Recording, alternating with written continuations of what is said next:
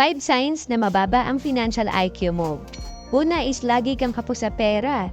Ito yung 5 days bago pa ang payday, talagang ubus na agad ang pera mo.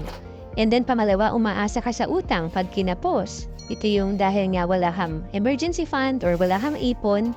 Kapag nagka-problema ka sa pera or kapos ka, una mong naiisip po solusyon ay pag-utang. And then pangatlo, kapag payday, una mong naiisip ay gastos. Hindi mo priority ang pag-ipon. So ang ginagamit natin ay yung tinatawag na ROM saving formula. Ito yung una mong binabawas yung mga gastos mo. Dapat pala unahin nating itabi ang ating ipon. Kahit 10% na kinikita natin. And then pang-apat, wala kang control sa paggastos. Ito yung hindi mo alam kung saan napupunta yung kinita mo. And then pang-lima, wala kang oras mag-aral about personal finance. So hindi talaga natin pinibigyan ng oras ang pag-aaral, kaya hindi rin natin alam kung paano talaga mag-ipon, mag-invest at maging disiplinado sa paghawak ng pera.